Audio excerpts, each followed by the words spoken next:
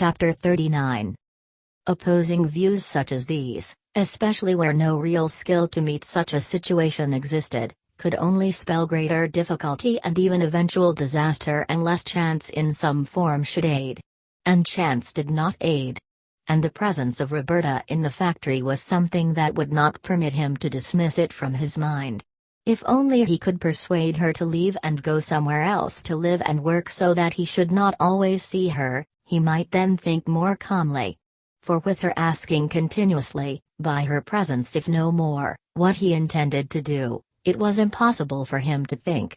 And the fact that he no longer cared for her as he had, tended to reduce his normal consideration of what was her due. He was too infatuated with, and hence disarranged by his thoughts of Sandra. For in the very teeth of this grave dilemma he continued to pursue the enticing dream in connection with Sandra, the dark situation in connection with Roberta seeming no more at moments than a dark cloud which shadowed this other. And hence nightly, or as often as the exigencies of his still unbroken connection with Roberta would permit, he was availing himself of such opportunities as his flourishing connections now afforded. Now, and to his great pride and satisfaction, it was a dinner at the Harriets or Taylors to which he was invited, or a party at the Finchleys or the Cranstons, to which he would either escort Sandra or be animated by the hope of encountering her. And now, also without so many of the former phases or attempts at subterfuge, which had previously characterized her curiosity in regard to him, she was at times openly seeking him out and making opportunities for social contact. And, of course, these contacts being identical with this typical kind of group gathering, they seemed to have no special significance with the more conservative elders.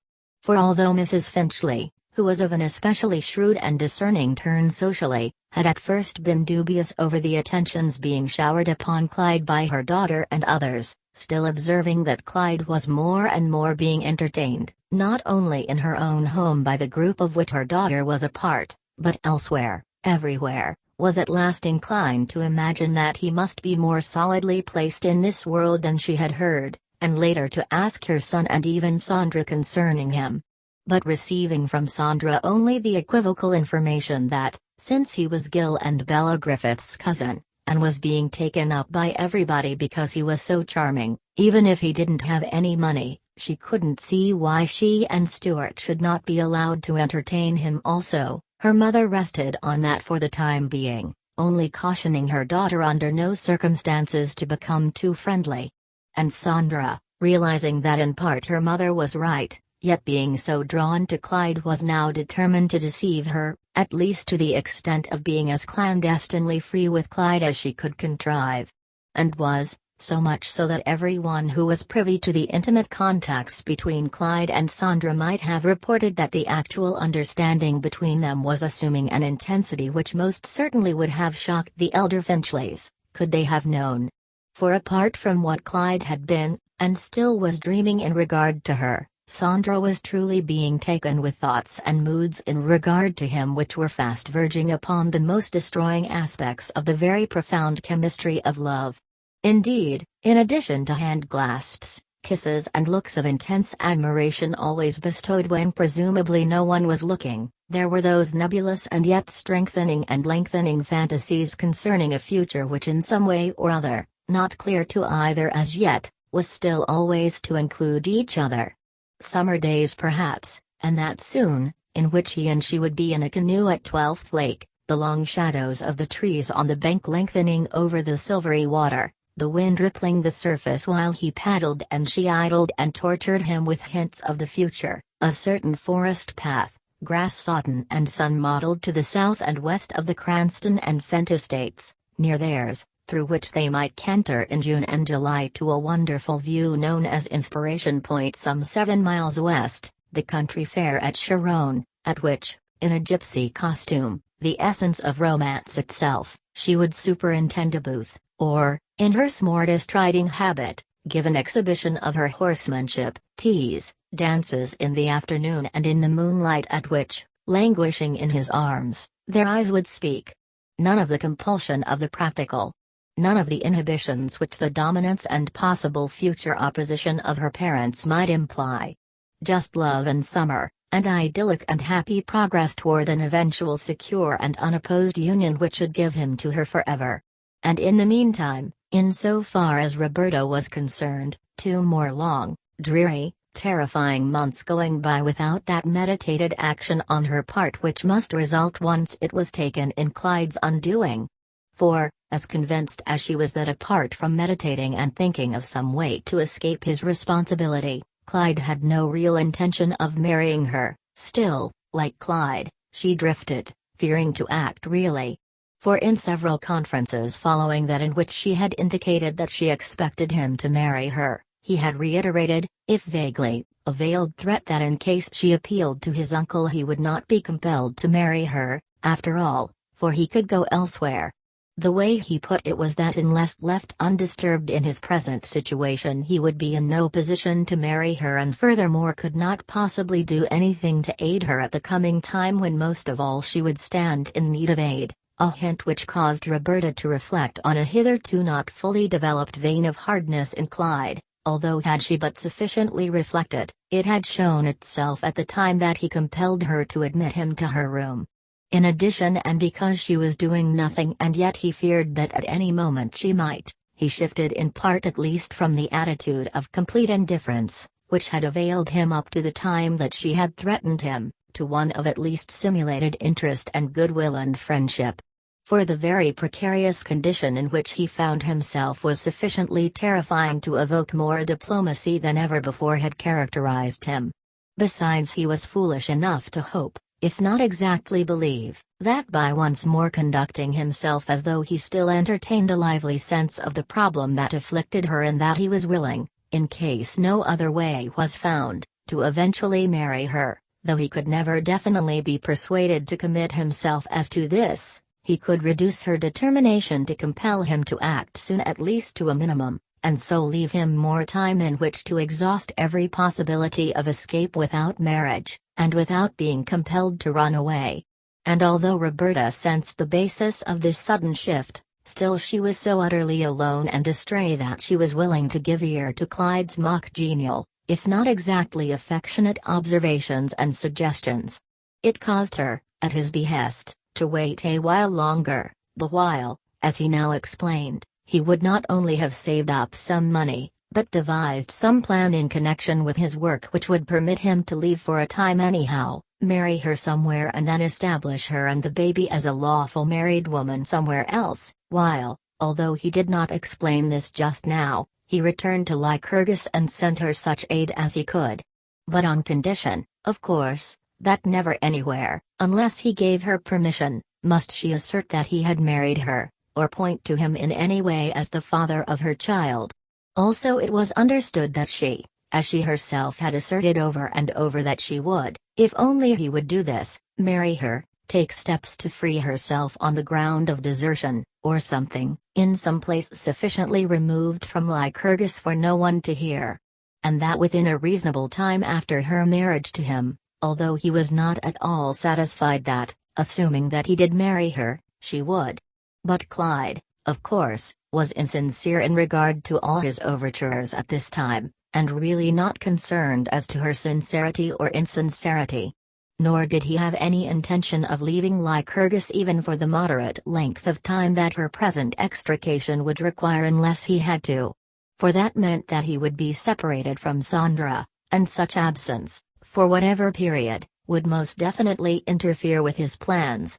And so, on the contrary, he drifted, thinking most idly at times of some possible fake or a mock marriage such as he had seen in some melodramatic movie, a fake minister and witnesses combining to deceive some simple country girl such as Roberta was not, but at such expense of time, resources, courage and subtlety as Clyde himself, after a little reflection, was wise enough to see was beyond him. Again, knowing that, unless some hitherto unforeseen aid should eventuate, he was heading straight toward a disaster which could not much longer be obviated, he even allowed himself to dream that, once the fatal hour was at hand and Roberta, no longer to be put off by any form of subterfuge, was about to expose him, he might even flatly deny that he had ever held any such relationship with her as then she would be charging, Rather that at all times his relationship with her had been that of a department manager to employee, no more. Terror, no less.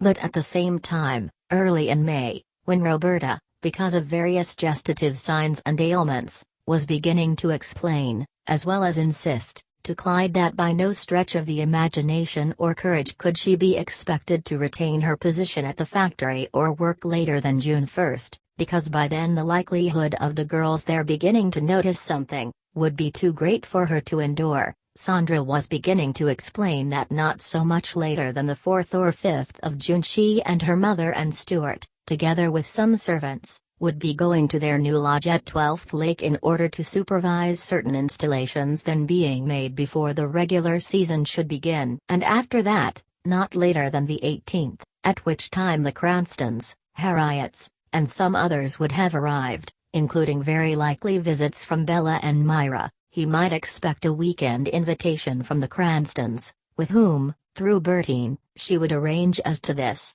And after that, the general circumstances proving fairly propitious, there would be, of course, other weekend invitations to the Harriets, Fence and some others who dwelt there, as well as to the Griffiths at Greenwood, to which place, on account of Bella, he could easily come.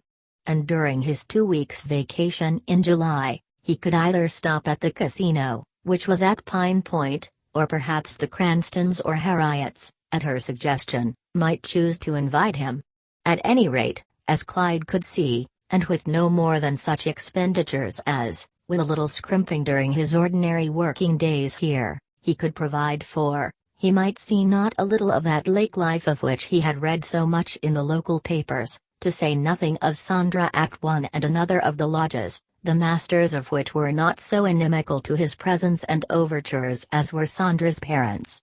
For now it was, and for the first time, as she proceeded to explain to him that her mother and father, because of his continued and reported attentions to her, were already beginning to talk of an extended European tour which might keep her and Stuart and her mother abroad for at least the next 2 years. But since, at news of this, Clyde's face as well as his spirits darkened, and she herself was sufficiently enmeshed to suffer because of this, she at once added that he must not feel so bad, he must not, things would work out well enough, she knew. For at the proper time, and unless between then and now, something, her own subtle attack if not her at present feverish interest in Clyde, should have worked to alter her mother's viewpoint in regard to him, she might be compelled to take some steps of her own in order to frustrate her mother. Just what, she was not willing to say at this time, although to Clyde's overheated imagination it took the form of an elopement and marriage, which could not then be gainsaid by her parents whatever they might think. And it was true that in a vague and as yet repressed way some such thought was beginning to form in Sandra's mind. For, as she now proceeded to explain to Clyde, it was so plain that her mother was attempting to steer her in the direction of a purely social match, the one with the youth who had been paying her such marked attention the year before. But because of her present passion for Clyde, as she now gaily declared, it was not easy to see how she was to be made to comply. "The only trouble with me is that I'm not of age yet," she here added briskly and slangily. "They've got me there, of course. But I will be by next October and they can't do very much with me after that. I want to let you know. I can marry the person I want, I guess. And if I can't do it here, well, there are more ways than one to kill a cat." The thought was like some sweet, disarranging poison to Clyde. It fevered and all but betrayed him mentally. If only, it were not for Roberta now. That terrifying and all but insoluble problem. But for that, and the opposition of Sandra's parents which she was thinking she would be able to overcome, did not heaven itself await him? Sandra, 12th Lake, society, wealth, her love and beauty. He grew not a little wild in thinking of it all. Once he and she were married, what could Sandra's relatives do? What, but acquiesce and take them into the glorious bosom of their resplendent home at Lycurgus or provide for them in some other way, he to no doubt eventually take some place in connection with the Finchley Electric Sweeper Company. And then would he not be the equal, if not the superior, of Gilbert Griffiths himself and all those others who originally had ignored him here, joint heir with Stuart to all the Finchley means. And with Sandra as the central or crowning jewel to so much sudden and such Aladdin-like splendor. No thought as to how he was to overcome the time between now and October.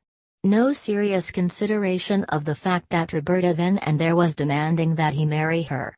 He could put her off, he thought.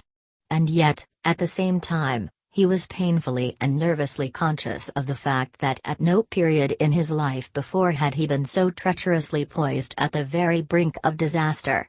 It might be his duty as the world would see it, his mother would say so, to at least extricate Roberta. But in the case of Esta, who had come to her rescue? Her lover? He had walked off from her without a qualm and she had not died. And why, when Roberta was no worse off than his sister had been, why should she seek to destroy him in this way? Force him to do something which would be little less than social, artistic, passional or emotional assassination? And when later, if she would but spare him for this, he could do so much more for her, with Sandra's money of course. He could not and would not let her do this to him. His life would be ruined. Chapter 40. Two incidents which occurred at this time tended still more to sharpen the contrary points of view holding between Clyde and Roberta. One of these was no more than a glimpse which Roberta had one evening of Clyde pausing at the Central Avenue curb in front of the post office to say a few words to Arabella Stark, who in a large and impressive-looking car, was waiting for her father who was still in the Stark building opposite. And Miss Stark, fashionably outfitted according to the season, her world and her own pretentious taste, was affectedly posed at the wheel, not only for the benefit of Clyde but the public in general. And to Roberta, who by now was reduced to the verge of distraction between Clyde's delay and her determination to compel him to act in her behalf, she appeared to be little less than an epitome of all the security, luxury and freedom from responsibility which so enticed and hence caused Clyde to delay and be as indifferent as possible to the dire state which confronted her. For, alas, apart from this claim of her condition, what had she to offer him comparable to all he would be giving up in case he acceded to her request? Nothing, a thought which was far from encouraging. Yet, at this moment contrasting her own wretched and neglected state with that of this Miss Stark, for example, she found herself a prey to an even more complaining and antagonistic mood than had hitherto characterized her. It was not right. It was not fair. For during the several weeks that had passed since last they had discussed this matter, Clyde had scarcely said a word to her at the factory or elsewhere, let alone called upon her at her room, fearing as he did the customary inquiry which he could not satisfy. And this caused her to feel that not only was he neglecting but resenting her most sharply. And yet as she walked home from this trivial and fairly representative scene, her heart was not nearly so angry as it was sad and sore because of the love and comfort that had vanished and was not likely ever to come again. Ever. Ever. Ever. Oh, how terrible! How terrible! On the other hand, Clyde, and at approximately this same time, was called upon to witness a scene identified with Roberta, which, as some might think, only an ironic and even malicious fate could have intended or permitted to come to pass. For motoring north the following Sunday to Arrow Lake to the lodge of the Trumbulls to take advantage of an early spring weekend planned by Sandra, the party on nearing Bilt's, which was in the direct line of the trip, was compelled to detour east in the direction of Roberta's home. And coming finally to a north and south road which ran directly from Treatsville past the Alden farm, they turned north into that. And a few minutes later, came directly to the corner adjoining the Alden farm, where an east and west road led to Bilt's. Here Tracy Trumbull, driving at the time, requested that someone should get out and inquire at the adjacent farmhouse as to whether this road did lead to Bilt's. And Clyde, being nearest to one door, jumped out. And then, glancing at the name on the mailbox which stood at the junction and evidently belonged to the extremely dilapidated old farmhouse on the rise above, he was not a little astonished to note that the name was that of Titus Alden, Roberta's father. Also, as it instantly came to him, since she had described her parents as being near Bilt's, this must be her home. It gave him pause, caused him for the moment to hesitate as to whether to go on or not, for once he had given Roberta a small picture of himself, and she might have shown it up here. Again the mere identification of this lorn, dilapidated realm with Roberta and hence himself, was sufficient to cause him to wish to turn and run. But Sandra, who was sitting next him in the car and now noting his hesitation, called, "What's the matter, Clyde? Afraid of the bow-wow?" And he, realizing instantly that they would comment further on his actions if he did not proceed at once, started up the path. But the effect of this house, once he contemplated it thoroughly, was sufficient to arouse in his brain the most troubled and miserable of thoughts. For what a house, to be sure! So lonely and bare, even in this bright, spring weather. The decayed and sagging roof. The broken chimney to the north, rough lumps of cemented field stones lying at its base, the sagging and semi-toppling chimney to the south, sustained in place by a log chain. The unkempt path from the road below, which slowly he ascended. He was not a little dejected by the broken and displaced stones which served as steps before the front door. And the unpainted dilapidated outbuildings, all the more dreary because of these others. Gee! To think that this was Roberta's home. And to think, in the face of all that he now aspired to in connection with Sandra and this social group at Lycurgus, she should be demanding that he marry her. And Sandra in the car with him here to see, if not know. The poverty, the reduced grimness of it all.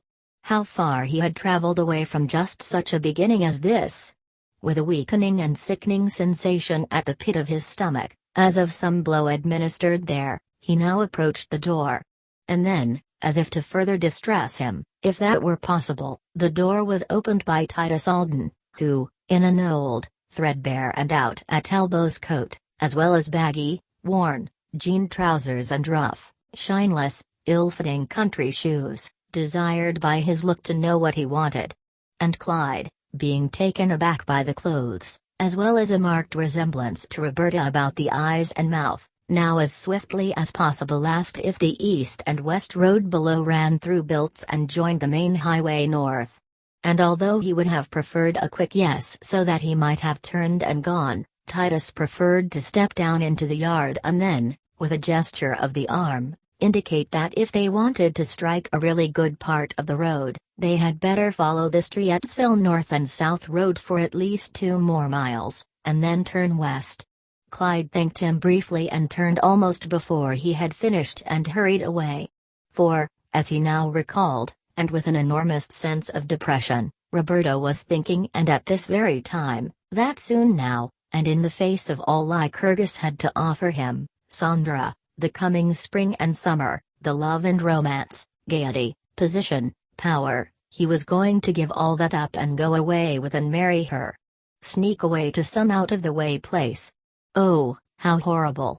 And with a child at his age. Oh, why had he ever been so foolish and weak as to identify himself with her in this intimate way? Just because of a few lonely evenings. Oh, why couldn't he have waited and then this other world would have opened up to him just the same? If only he could have waited.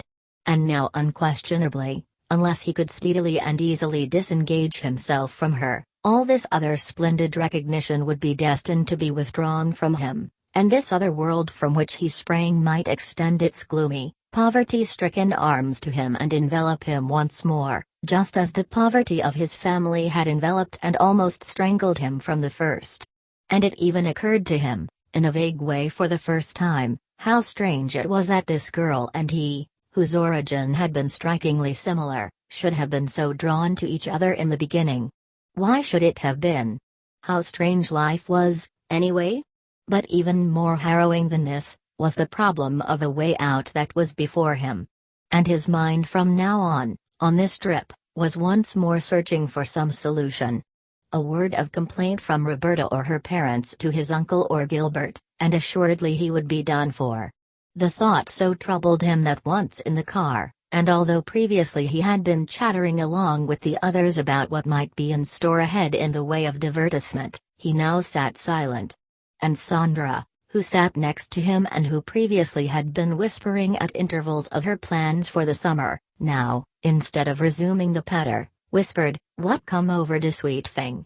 When Clyde appeared to be the least reduced in mind, she most affected this patter with him, since it had an almost electric, if sweetly tormenting effect on him. His baby-talking girl, he sometimes called her, Facey all dark now. Little while ago Facey all smiles. Come make Facey all nice again. Smile at Sandra. Squeeze Sandra's arm like good boy, Clyde. She turned and looked up into his eyes to see what if any effect this baby-worded cajolery was having, and Clyde did his best to brighten, of course. But even so, and in the face of all this amazingly wonderful love on her part for him, the specter of Roberta and all that she represented now in connection with all this, was ever before him, her state, her very recent edict in regard to it, the obvious impossibility of doing anything now but go away with her. Why, rather than let himself in for a thing like that, would it not be better, and even though he lost Sandra once and for all, for him to decamp as in the instance of the slain child in Kansas City, and be heard of nevermore here? But then he would lose Sandra, his connections here, and his uncle, this world. The loss. The misery of once more drifting about here and there, of being compelled to write his mother once more concerning certain things about his flight, which someone writing from here might explain to her afterwards, and so much more damagingly. And the thoughts concerning him on the part of his relatives. And of late he had been writing his mother that he was doing so well. What was it about his life that made things like this happen to him? Was this what his life was to be like? Running away from one situation and another just to start all over somewhere else, perhaps only to be compelled to flee from something worse. No, he could not run away again. He must face it and solve it in some way. He must. God. Chapter 41. The 5th of June arriving, the Finchleys departed as Sandra had indicated, but not without a most urgent request from her that he be prepared to come to the Cranstons either the second or third weekend following, she to advise him definitely later, a departure which so affected Clyde that he could scarcely think what to do with himself in her absence, depressed as he was by the tangle which Roberta's condition presented. And exactly at this time also, Roberta's fears and demands had become so urgent that it was really no longer possible for him to assure her that if she would but wait a little while longer, he would be prepared to act in her behalf. Plead as he might, her case, as she saw it, was at last critical and no longer to be trifled with in any way. Her figure, as she insisted, although this was largely imaginative on her part, had altered to such an extent that it would not be possible for her longer to conceal it, and all those who worked with her at the factory were soon bound to know. She could no longer work or sleep with any comfort, she must not stay here any more. She was having preliminary pains, purely imaginary ones in her case. He must marry her now, as he had indicated he would, and leave with her at once, for some place, any place, really, near or far, so long as she was extricated from this present terrible danger, and she would agree, as she now all but pleaded, to let him go his way again as soon as their child was born, truly, and would not ask any more of him ever, ever. But now, this very week, not later than the 15th at the latest, he must arrange to see her through with this as he had promised. But this meant that he would be leaving with her before ever he should have visited Sandra at 12th Lake at all, and without ever seeing her any more really. And, besides, as he so well knew, he had not saved the sum necessary to make possible the new venture on which she was insisting. In vain it was that Roberta now explained that she had saved over 100, and they could make use of that once they were married or to help in connection with whatever expenses might be incurred in getting to wherever he should decide they were going. All that he would see or feel was that this meant the loss of everything to him, and that he would have to go away with her to some relatively nearby place and get work at anything he could, in order to support her as best he might. But the misery of such a change! The loss of all his splendid dreams! And yet, racking his brains, he could think of nothing better than that she should quit and go home for the time being, since as he now argued, and most shrewdly, as he thought, he needed a few more weeks to prepare for the change which was upon them both. For, In spite of all his efforts, as he now falsely asserted, he had not been able to save as much as he had hoped. He needed at least 3 or 4 more weeks in which to complete the sum, which he had been looking upon as advisable in the face of this meditated change. Was not she herself guessing, as he knew, that it could not be less than $150 or $200, quite large sums in her eyes, whereas, above his current salary, Clyde had no more than $40 and was dreaming of using that and whatever else he might secure in the interim to meet such expenses as might be incurred in the anticipated visit to 12th Lake. But to further support his evasive suggestion that she now return to her home for a short period, he added that she would want to fix herself up a little, wouldn't she? She couldn't go away on a trip like this, which involved marriage and a change of social contacts in every way, without some improvements in her wardrobe. Why not take her $100 or a part of it anyhow and use it for that? So desperate was his state that he even suggested that. And Roberta, who, in the face of her own uncertainty up to this time as to what was to become of her, had not ventured to prepare or purchase anything relating either to a trousseau or layette, now began to think that whatever the ulterior purpose of his suggestion, which like all the others was connected with delay, it might not be unwise even now if she did take a fortnight or 3 weeks, and with the assistance of an inexpensive and yet tolerable dressmaker, who had aided her sister at times, make at least 1 or 2 suitable dresses, a flowered gray taffeta afternoon dress, such as she had once seen in a movie, in which, should Clyde keep his word, she could be married. To match this pleasing little costume, she planned to add a chic little gray silk hat, poke-shaped, with pink or scarlet cherries nestled up under the brim, together with a neat little blue serge traveling suit, which, with brown shoes and a brown hat, would make her as smart as any bride. The fact that such preparations as these meant additional delay and expense, or that Clyde might not marry her after all, or that this proposed marriage from the point of view of both was the tarnished and discolored thing that it was still not sufficient to take from the thought of marriage as an event, or sacrament even, that proper color and romance with which it was invested in her eyes and from which, even under such an unsatisfactory set of circumstances as these, it could not be divorced. And, strangely enough, in spite of all the troubled and strained relations that had developed between them, she still saw Clyde in much the same light in which she had seen him at first.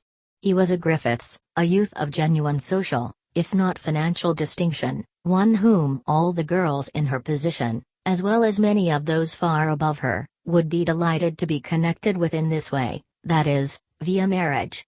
He might be objecting to marrying her, but he was a person of consequence, just the same.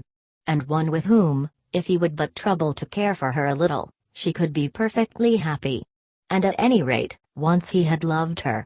And it was said of men, some men, anyway, so she had heard her mother and others say, that once a child was presented to them, it made a great difference in their attitude toward the mother. Sometimes they came to like the mother, too. Anyhow, for a little while, a very little while, if what she had agreed to were strictly observed, she would have him with her to assist her through this great crisis, to give his name to her child, to aid her until she could once more establish herself in some way. For the time being, therefore, and with no more plan than this, although with great misgivings and nervous qualms, since, as she could see, Clyde was decidedly indifferent, she rested on this. And it was in this mood that 5 days later, and after Roberta had written to her parents that she was coming home for 2 weeks at least, to get a dress or 2 made and to rest a little, because she was not feeling very well, that Clyde saw her off for her home in Biltz, riding with her as far as Fonda. But in so far as he was concerned, and since he had really no definite or workable idea, it seemed important to him that only silence was the great and all essential thing now, so that, even under the impending edge of the knife of disaster, he might be able to think more, and more, and more, without being compelled to do anything, and without momentarily being tortured by the thought that Roberta, in some nervous or moody or frantic state, would say or do something which, assuming that he should hit upon some helpful thought or plan in connection with Sandra, would prevent him from executing it. And about the same time, Sandra was writing him gay notes from 12th Lake as to what he might expect upon his arrival a little later. Blue water, white sails, tennis, golf, horseback riding, driving. She had it all arranged with Bertine, as she said. And kisses, kisses, kisses. Chapter 42. 2 letters, which arrived at this time and simultaneously, but accentuated the difficulty of all this. Pine Point Landing, June 10th. Clyde Mighty, how is my feet thing? All whitey? It's just glorious up here. Lots of people already here and more coming every day. The casino and golf course over at Pine Point are open and lots of people about. I can hear Stewart and Grant with their launches going up toward Gray's Inlet now. You must hurry and come up, dear. It's too nice for words. Green roads to gallop through, and swimming and dancing at the casino every afternoon at 4. Just back from a wonderful gallop on Dickie and going again after luncheon to mail these letters. Bertine says she'll write you a letter today or tomorrow, good for any weekend or any old time, so when Sonda says come, you hear, else Sonda whip hard. You Batty, good boy. Is he working hard in the Batty old factory? Sonda wishes he was here with her instead. We ride and drive and swim and dance. Don't forget your tennis racket and golf clubs. There's a dandy course on the casino grounds. This morning when I was riding, a bird flew right up under Dickie's heels. It scared him so that he bolted, and Sonda got all switched and squatched. Isn't Clyde sorry for his Sonda? She is writing lots of notes today. After lunch and the ride to catch the down mail, Sonda and Bertine and Nina going to the casino. Don't you wish you were going to be there?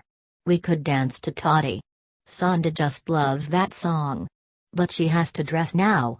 More tomorrow, Batty boy. And when Bertine writes, answer right away. See all those dots? Kisses. Big and little ones. All for Batty boy. And white Sonda every day, and she'll write Oa.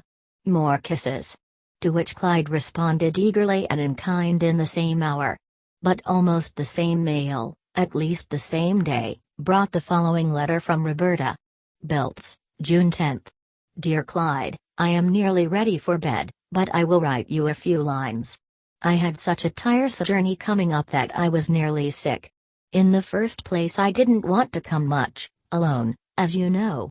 I feel too upset and uncertain about everything, although I try not to feel so now that we have our plan and you are going to come for me as you said. At this point, while nearly sickened by the thought of the wretched country world in which she lived, still, because of Roberta's unfortunate and unavoidable relation to it, he now experienced one of his old-time twinges of remorse and pity in regard to her. For after all, this was not her fault. She had so little to look forward to, nothing but her work or a commonplace marriage. For the first time in many days, really, and in the absence of both, he was able to think clearly, and to sympathize deeply, if gloomily. For the remainder of the letter read, but it's very nice here now. The trees are so beautifully green and the flowers in bloom. I can hear the bees in the orchard whenever I go near the south windows. On the way up, instead of coming straight home, I decided to stop at Homer to see my sister and brother-in-law, since I am not so sure now when I shall see them again, if ever, for I am resolved that they shall see me respectable, or never at all any more. You mustn't think I mean anything hard or mean by this. I am just sad. They have such a cute little home there, Clyde, pretty furniture, a Victrola and all, and Agnes is so very happy with Fred. I hope she always will be. I couldn't help thinking of what a dear place we might have had, if only my dreams had come true. And nearly all the time I was there Fred kept teasing me as to why I don't get married, until I said, "Oh, well, Fred, you mustn't be too sure that I won't one of these days. All good things come to him who waits, you know." "Yes, unless you just turn out to be a waiter," was the way he hit me back. But I was truly glad to see Mother again, Clyde. She's so loving and patient and helpful. The sweetest, dearest mother that ever was. And I just hate to hurt her in any way. And Tom and Emily, too. They have had friends here every evening since I've been here, and they want me to join in, but I hardly feel well enough now to do all the things they want me to do, play cards and games, dance. At this point Clyde could not help emphasizing in his own mind the shabby home world of which she was a part and which so recently he had seen, that rickety house. Those toppling chimneys. Her uncouth father. And that in contrast to such a letter as this other from Sandra, father and mother and Tom and Emily just seem to hang around and try to do things for me. And I feel remorseful when I think how they would feel if they knew, for, of course, I have to pretend that it is work that makes me feel so tired and depressed as I am sometimes. Mother keeps saying that I must stay a long time or quit entirely and rest and get well again, but she just don't know, of course, poor dear. If she did. I can't tell you how that makes me feel sometimes, Clyde. Oh, dear. But there, I mustn't put my sad feelings over on you either. I don't want to, as I told you, if you will only come and get me as we've agreed. And I won't be like that either, Clyde. I'm not that way all the time now. I've started to get ready and do all the things it'll take to do in 3 weeks, and that's enough to keep my mind off everything but work. But you will come for me, won't you, dear? You won't disappoint me anymore and make me suffer this time like you have so far, for, oh, how long it has been now, ever since I was here before at Christmas time, really. But you were truly nice to me. I promise not to be a burden on you, for I know you don't really care for me anymore, and so I don't care much what happens now, so long as I get out of this. But I truly promise not to be a burden on you. Oh, dear, don't mind this blot. I just don't seem to be able to control myself these days like I once could. But as for what I came for, the family think they are clothes for a party down in Lycurgus and that I must be having a wonderful time. Well, it's better that way than the other. I may have to come as far as Fonda to get some things, if I don't send Mrs. Ants, the dressmaker, and if so, and if you wanted to see me again before you come, although I don't suppose you do, you could. I'd like to see you and talk to you again if you care to, before we start. It all seems so funny to me, Clyde, having these clothes made and wishing to see you so much and yet knowing that you would rather not do this. And yet I hope you are satisfied now that you have succeeded in making me leave Lycurgus and come up here and are having what you call a good time. Are they so very much better than the ones we used to have last summer when we went about to the lakes and everywhere? But whatever they are, Clyde, surely you can afford to do this for me without feeling too bad. I know it seems hard to you now, but you don't want to forget either that if I was like some that I know, I might and would ask more. But as I told you, I'm not like that and never could be. If you don't really want me after you have helped me out like I said, you can go.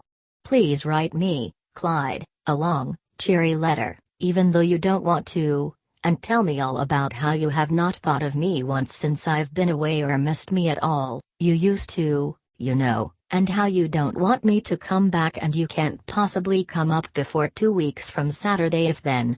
Oh, dear. I don't mean the horrid things I write, but I'm so blue and tired and lonely that I can't help it at times. I need someone to talk to, not just anyone here, because they don't understand, and I can't tell anybody. But there, I said I wouldn't be blue or gloomy or cross, and yet I haven't done so very well this time, have I? But I promise to do better next time, tomorrow or next day, because it relieves me to write to you, Clyde. And won't you please write me just a few words to cheer me up while I'm waiting, whether you mean it or not, I need it so. And you will come, of course. I'll be so happy and grateful and try not to bother you too much in any way. Your lonely Bert. And it was the contrast presented by these two scenes which finally determined for him the fact that he would never marry Roberta, never, nor even go to her at Bilt's, or let her come back to him here, if he could avoid that. For would not his going, or her return, put a period to all the joys that so recently in connection with Sandra had came to him here, make it impossible for him to be with Sandra at 12th Lake this summer, make it impossible for him to run away with and marry her? In God's name, was there no way? No outlet from this horrible difficulty which now confronted him? And in a fit of despair, having found the letters in his room on his return from work one warm evening in June, he now threw himself upon his bed and fairly groaned. The misery of this! The horror of his almost insoluble problem! Was there no way by which she could be persuaded to go away, and stay, remain at home, maybe for a while longer, while he sent her $10 a week, or 12, even, a full half of all his salary? Or could she go to some neighboring town, Fonda, Gloversville, Schenectady? She was not so far gone but what she could take care of herself well enough as yet, and rent a room and remain there quietly until the fatal time, when she could go to some doctor or nurse. He might help her to find someone like that when the time came, if only she would be willing not to mention his name. But this business of making him come to Bilt's, or meeting her somewhere, and that within 2 weeks or less. He would not. He would do something desperate if she tried to make him do that, run away, or, maybe go up to 12th Lake before it should be time for him to go to Bilt's, or before she would think it was time, and then persuade Sandra if he could. But oh, what a wild, wild chance was that, to run away with and marry him, even if she wasn't quite 18, and then, being married, and her family not being able to divorce them, and Roberta not being able to find him, either, but only to complain. Well, couldn't he deny it, say that it was not so, that he had never had any relationship, other than that which any department head might have with any girl working for him? He had not been introduced to the Gilpins, nor had he gone with Roberta to see that Dr. Glenn near Gloversville, and she had told him at the time, she had not mentioned his name. But the nerve of trying to deny it! The courage it would take! The courage to try to face Roberta when, as he knew, her steady, accusing, horrified, innocent, blue eyes would be about as difficult to face as anything in all the world. And could he do that? Had he the courage? And would it all work out satisfactorily if he did? Would Sandra believe him, once she heard? But just the same, in pursuance of this idea, whether finally he executed it or not, even though he went to 12th Lake, he must write Sandra a letter saying that he was coming. And this he did at once, writing her passionately and yearningly. At the same time he decided not to write Roberta at all. Maybe call her on long distance, since she had recently told him that there was a neighbor nearby who had a telephone, and if for any reason he needed to reach her, he could use that. For writing her in regard to all this, even in the most guarded way, would place in her hands, and at this time, exactly the type of evidence in regard to this relationship which she would most need, and especially when he was so determined not to marry her. The trickery of all this! It was low and shabby, no doubt. Yet if only Roberta had agreed to be a little reasonable with him, he would never have dreamed of indulging in any such low and tricky plan as this. But, oh, Sandra! Sandra! And the great estate that she had described, lying along the west shore of 12th Lake. How beautiful that must be! He could not help it. He must act and plan as he was doing. He must. And forthwith he arose and went to mail the letter to Sandra. And then while out, having purchased an evening paper and hoping via the local news of all whom he knew, to divert his mind for the time being, there, upon the first page of the Times-Union of Albany, was an item which read, "Accidental double tragedy at Pass Lake, upturned canoe and floating hats reveal probable loss of 2 lives at resort near Pittsfield, unidentified body of girl recovered, that of companion still missing because of his own great interest in canoeing, and indeed in any form of water life, as well as his own particular skill when it came to rowing, swimming, diving, he now read with interest, Pencoast, Mass, June 7. What proved to be a fatal boat tried for 2, apparently, was taken here day before yesterday by an unidentified man and girl who came presumably from Pittsfield to spend the day at Pass Lake, which is 14 miles north of this place. Tuesday morning, a man and a girl, who said to Thomas Lucas, who conducts the casino lunch and boathouse there, that they were from Pittsfield, rented a small rowboat about 10 o'clock in the morning and with a basket, presumably containing lunch, departed for the northern end of the lake. At 7 o'clock last evening, when they did not return, Mr. Lucas, in company with his son Jeffrey, made a tour of the lake in his motorboat and discovered the rowboat upside down in the shallows near the north shore, but no trace of the occupants. Thinking at the time that it might be another instance of renters having decamped in order to avoid payment, he returned the boat to his own dock. But this morning, doubtful as to whether or not an accident had occurred, he and his assistant, Fred Walsh, together with his son, made a second tour of the North Shore and finally came upon the hats of both the girl and the man floating among some rushes near the shore. At once a dredging party was organized, and by 3 o'clock today the body of the girl, concerning whom nothing is known here, other than that she came here with her companion, was brought up and turned over to the authorities. That of the man has not yet been found. The water in the immediate vicinity of the accident in some places being over 30 feet deep, it is not certain whether the trolling and dredging will yield the other body or not. In the case of a similar accident which took place here some 15 years ago, neither body was ever recovered. To the lining of the small jacket which the girl wore was sewed the tag of a Pittsfield dealer. Also in her shoe lining was stamped the name of Jacobs of this same city. But other than these there was no evidence as to her identity. It is assumed by the authorities here that if she carried a bag of any kind it lies at the bottom of the lake. The man is recalled as being tall, dark, about 35 years of age, and wore a light green suit and straw hat with a white and blue band. The girl appears to be not more than 25, 5 feet 5 inches tall, and weighs 130 pounds. She wore her hair, which was long and dark brown, in braids about her forehead. On her left middle finger is a small gold ring with an amethyst setting. The police of Pittsfield and other cities in this vicinity have been notified, but as yet no word as to her identity has been received. This item, commonplace enough in the usual grist of summer accidents, interested Clyde only slightly. It seemed odd, of course, that a girl and a man should arrive at a small lake anywhere, and setting forth in a small boat in broad daylight thus lose their lives. Also it was odd that afterwards no one should be able to identify either of them. And yet here it was. The man had disappeared for good. He threw the paper down, little concerned at first, and turned to other things, the problem that was confronting him really, how he was to do. But later, and because of that, and as he was putting out the light before getting into bed, and still thinking of the complicated problem which his own life here presented, he was struck by the thought, what devil's whisper? What evil hint of an evil spirit?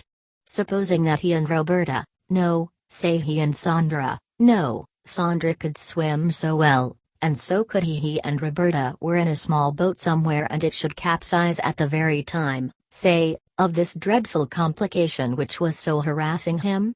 What an escape! What a relief from a gigantic and by now really destroying problem! On the other hand, hold, not so fast! For could a man even think of such a solution in connection with so difficult a problem as his without committing a crime in his heart, really, a horrible, terrible crime? He must not even think of such a thing. It was wrong, terribly wrong.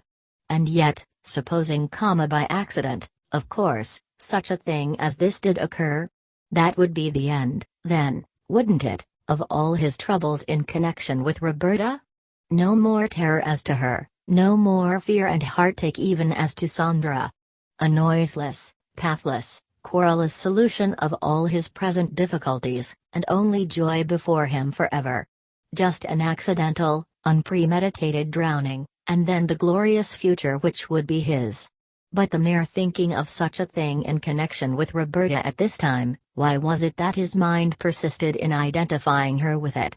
Was terrible, and he must not, allow such a thought to enter his mind. Never, never, never.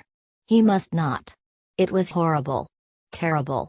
A thought of murder, no less. Murder?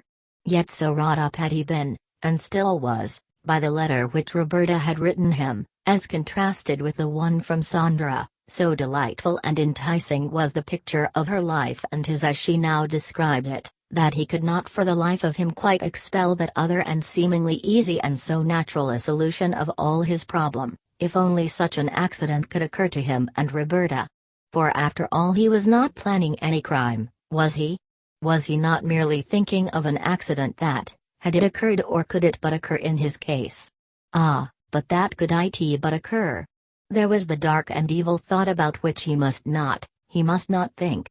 He must not. And yet, he was an excellent swimmer and could swim ashore, no doubt, whatever the distance. Whereas Roberta, as he knew from swimming with her at one beach and another the previous summer, could not swim. And then, unless he chose to help her, of course. As he thought, and for the time, sitting in the lamplight of his own room between 9:30 and 10 at night, a strange and disturbing creepiness as to flesh and hair and fingertips assailed him. The wonder and the horror of such a thought. And presented to him by this paper in this way. Wasn't that strange? Besides, up in that lake country to which he was now going to Sandra, were many lakes about everywhere, were there not? Scores up there where Sandra was. Or so she had said. And Roberta loved the out-of-doors and the water so, although she could not swim. And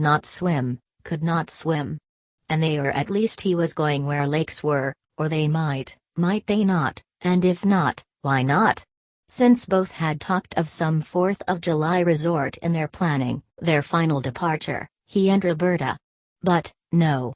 The mere thought of an accident such as that in connection with her, however much he might wish to be rid of her, was sinful, dark and terrible.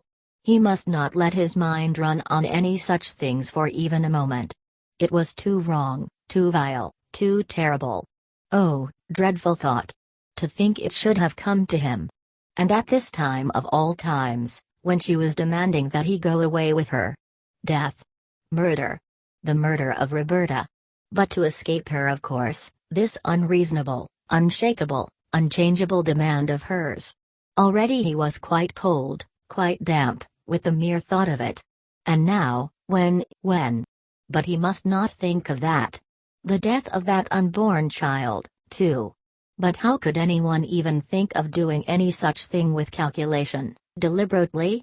And yet, many people were drowned like that, boys and girls, men and women, here and there, everywhere the world over in the summertime.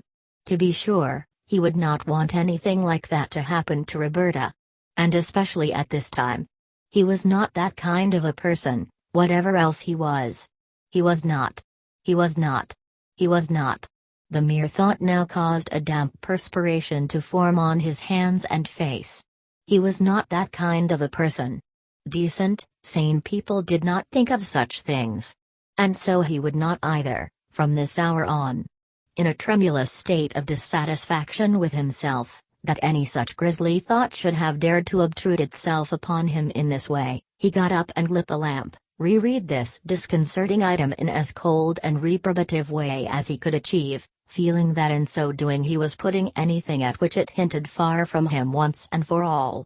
Then, having done so, he dressed and went out of the house for a walk, up Waikiki Avenue, along Central Avenue, out Oak, and then back on Spruce and to Central again, feeling that he was walking away from the insinuating thought or suggestion that had so troubled him up to now.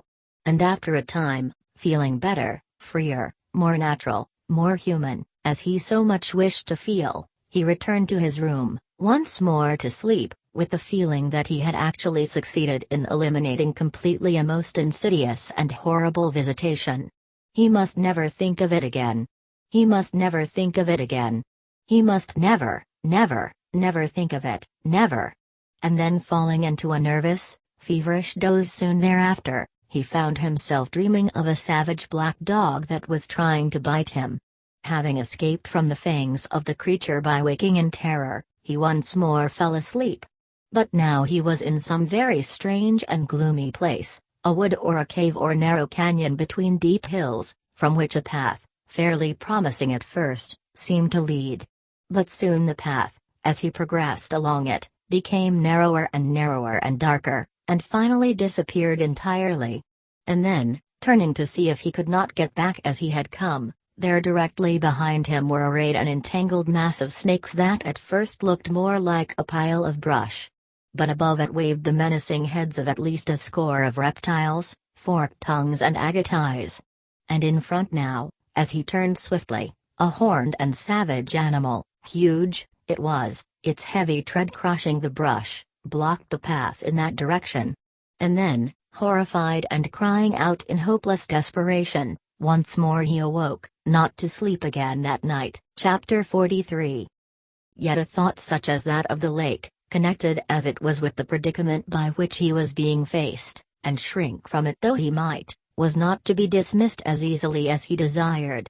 Born as it was of its accidental relation to this personal problem that was shaking and troubling and all but disarranging his own none too forceful mind, this smooth, seemingly blameless, if dreadful, blotting out of 2 lives at Pass Lake, had its weight. That girl's body, as some peculiar force in his own brain now still compelled him to think, being found, but the man's not. In that interesting fact, and this quite in spite of himself, lurked a suggestion that insisted upon obtruding itself on his mind, to wit, that it might be possible that the man's body was not in that lake at all. For, since evil-minded people did occasionally desire to get rid of other people, might it not be possible that that man had gone there with that girl in order to get rid of her? A very smooth and devilish trick, of course, but one which, in this instance at least, seemed to have succeeded admirably. But as for him accepting such an evil suggestion and acting upon it, never. Yet here was his own problem growing hourly more desperate, since every day, or at least every other day, brought him either letters from Roberta or a note from Sandra, their respective missives maintaining the same relative contrast between ease and misery, gaiety of mood and the somberness of defeat and uncertainty. To Roberta, since he would not write her, he was telephoning briefly and in as non-committal a manner as possible. How was she? He was so glad to hear from her and to know that she was out in the country and at home, where it must be much nicer than in the factory here in this weather. Everything was going smoothly, of course, and except for a sudden rush of orders which made it rather hard these last 2 days, all was as before. He was doing his best to save a certain amount of money for a certain project about which she knew, but otherwise he was not worrying about anything, and she must not. He had not written before because of the work, and could not write much, there were so many things to do, but he missed seeing her in her old place, and was looking forward to seeing her again soon. If she were coming down toward Lycurgus as she said, and really thought it important to see him, well, that could be arranged, maybe, but was it necessary right now? He was so very busy and expected to see her later, of course. But at the same time he was writing Sandra that assuredly on the 18th, and the weekend following, if possible, he would be with her. So, by virtue of such mental prestidigitation and tergiversation, inspired and animated as it was by his desire for Sandra, his inability to face the facts in connection with Roberta, he achieved the much coveted privilege of again seeing her, over 1 weekend at least, and in such a setting as never before in his life had he been privileged to witness. For as he came down to the public dock at Sharon, adjoining the veranda of the inn at the foot of 12th Lake, he was met by Bertine and her brother as well as Sandra, who, in Grant's launch, had motored down the chain to pick him up. The bright blue waters of the Indian chain. The tall, dark, spear pines that sentineled the shores on either side and gave to the waters at the west a band of black shadow where the trees were mirrored so clearly. The small and large, white and pink and green and brown lodges on every hand, with their boathouses. Pavilions by the shore. An occasional slender pier reaching out from some spacious and at times stately summer lodge, such as those now owned by the Cranstons, Finchleys and others. The green and blue canoes and launches. The gay hotel and pavilion at Pine Point already smartly attended by the early arrivals here. And then the pier and boathouse of the Cranston Lodge itself, with 2 Russian wolfhounds recently acquired by Bertine lying on the grass near the shore, apparently awaiting her return, and a servant John, one of a half-dozen who attended the family here, waiting to take the single bag of Clyde, his tennis racket and golf sticks. But most of all he was impressed by the large rambling and yet smartly designed house, with its bright geranium-bordered walks, its wide, brown, wicker-studded veranda commanding a beautiful view of the lake, the cars and personalities of the various guests, who in golf, tennis or lounging clothes were to be seen idling here and there. At Bertine's request, John at once showed him to a spacious room overlooking the lake, where it was his privilege now to bathe and change for tennis with Sandra, Bertine, and Grant. After dinner, as explained by Sandra, who was over at Bertine's for the occasion, he was to come over with Bertine and Grant to the casino, where he would be introduced to such as all here knew. There was to be dancing. Tomorrow, in the morning early, before breakfast, if he chose, he should ride with her and Bertine and Stuart along a wonderful woodland trail through the forests to the west which led to Inspiration Point and a more distant view of the lake. And, as he now learned, except for a few such paths as this, the forest was trackless for 40 miles. Without a compass or guide, as he was told, one might wander to one's death even, so evasive were directions to those who did not know. And after breakfast and a swim she and Bertine and Nina Temple would demonstrate their new skill with Sandra's aquaplane. After that, lunch, tennis, or golf, a trip to the casino for tea. After dinner at the lodge of the Brookshaws of Utica across the lake, there was to be dancing. Within an hour after his arrival, as Clyde could see, the program for the weekend was already full. But that he and Sandra would contrive not only moments but possibly hours together he well knew. And then he would see what new delight, in connection with her many-faceted temperament, the wonderful occasion would provide. To him, in spite of the dour burden of Roberta, which for this one weekend at least he could lay aside, it was as though he were in paradise. And on the tennis grounds of the Cranstons, it seemed as though never before had Sandra, attired in a short, severe white tennis skirt and blouse, with a yellow and green dotted handkerchief tied about her hair, seemed so gay, graceful and happy. The smile that was upon her lips, the gay, laughing light of promise that was in her eyes whenever she glanced at him. And now and then, in running to serve him, it was as though she were poised bird-like in flight, her racket arm high, a single toe seeming barely to touch the ground, her head thrown back, her lips parted and smiling always. And in calling 20 love, 30 love, 40 love, it was always with a laughing accent on the word love, which at once thrilled and saddened him, as he saw, and rejoiced in from one point of view, she was his to take, if only he were free to take her now. But this other black barrier which he himself had built. And then this scene, where a bright sun poured a flood of crystal light upon a green sward that stretched from dull pines to the silver rippling waters of a lake. And offshore in a half-dozen different directions the bright white sails of small boats, the white and green and yellow splashes of color, where canoes paddled by idling lovers were passing in the sun.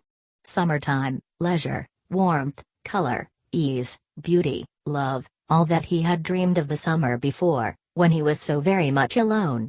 At moments it seemed to Clyde that he would reel from very joy of the certain fulfillment of a great desire, that was all but immediately within his control. At other times, the thought of Roberta sweeping down upon him as an icy wind, as though nothing could be more sad, terrible, numbing to the dreams of beauty, love and happiness than this which now threatened him. That terrible item about the lake and those 2 people drowned. The probability that in spite of his wild plan within a week, or 2 or 3 at most, he would have to leave all this forever. And then of a sudden he would wake to realize that he was fumbling or playing badly, that Bertine or Sandra or Grant was calling, "Oh, Clyde, what are you thinking of, anyhow?" And from the darkest depths of his heart he would have answered, had he spoken, Roberta. At the Brookshaws, again that evening, a smart company of friends of Sandra's, Bertine's and others. On the dance floor a re-encounter with Sandra, all smiles, For she was pretending for the benefit of others here, her mother and father in particular, that she had not seen Clyde before, did not even know that he was here. "You up here? That's great. Over at the Cranstons? Oh, isn't that dandy? Right next door to us. Well, we'll see a lot of each other, what? How about a canter tomorrow before 7? Bertine and I go nearly every day. And we'll have a picnic tomorrow, if nothing interferes, canoeing and motoring. Don't worry about not riding well. I'll get Bertine to let you have Jerry, he's just a sheep. And you don't need to worry about dogs, either. Grant has scads of things. I'll dance the next 2 dances with others, but you sit out the 3rd one with me, will you? I know a peach of a place outside on the balcony." She was off with fingers extended but with a "we understand each other" look in her eye. And outside in the shadow later she pulled his face to hers when no one was looking and kissed him eagerly, and, before the evening was over, they had managed, by strolling along a path which led away from the house along the lake shore, to embrace under the moon. "Sandra, so glad Clydie here. Misses him so much." She smoothed his hair as he kissed her, and Clyde, bethinking him of the shadow which lay so darkly between them, crushed her feverishly, desperately. "Oh, my darling baby girl," he exclaimed. "My beautiful, beautiful Sandra. If you only knew how much I love you. If you only knew. I wish I could tell you all. I wish I could." But he could not now, or ever. He would never dare to speak to her of even so much as a phase of the black barrier that now lay between them. For, with her training, the standards of love and marriage that had been set for her, she would never understand, never be willing to make so great a sacrifice for love, as much as she loved him. And he would be left, abandoned on the instant, and with what horror in her eyes. Yet looking into his eyes, his face white and tense, and the glow of the moon above making small white electric sparks in his eyes, she exclaimed as he gripped her tightly, "Does he love Sandra so much? Oh, sweetie boy. Sandra loves him, too." She seized his head between her hands and held it tight, kissing him swiftly and ardently a dozen times. "And Sandra won't give her Clydie up either. She won't. You just wait and see. It doesn't matter what happens now. It may not be so very easy, but she won't." Then as suddenly and practically, as so often was her way, she exclaimed, "But we must go now, right away. No, not another kiss now. No, no, Sandra says no, now. They'll be missing us." And straightening up and pulling him by the arm she hurried him back to the house in time to meet Palmer Thurston, who was looking for her. The next morning, true to her promise, there was the canter to Inspiration Point, and that before 7, Bertine and Sandra in bright red riding coats and white breeches and black boots, their hair unbound and loose to the wind, and riding briskly on before for the most part, then racing back to where he was. Or Sandra hallooing gaily for him to come on, or the 2 of them laughing and chatting 100 yards ahead in some concealed chapel of the aisled trees where he could not see them. And because of the interest which Sandra was so obviously manifesting in him these days, an interest which Bertine herself had begun to feel might end in marriage, if no family complications arose to interfere, she, Bertine, was all smiles, the very soul of cordiality, winsomely insisting that he should come up and stay for the summer and she would chaperone them both so that no one would have a chance to complain. And Clyde thrilling, and yet brooding too, by turns, occasionally, and in spite of himself drifting back to the thought that the item in the paper had inspired, and yet fighting it, trying to shut it out entirely. And then at one point, Sandra, turning down a steep path which led to a stony and moss-lipped spring between the dark trees, called to Clyde to come on down. "Jerry knows the way. He won't slip. Come and get a drink.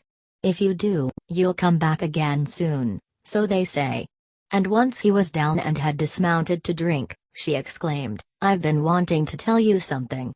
You should have seen Mama's face last night when she heard you were up here. She can't be sure that I had anything to do with it, of course, because she thinks that Bertine likes you, too.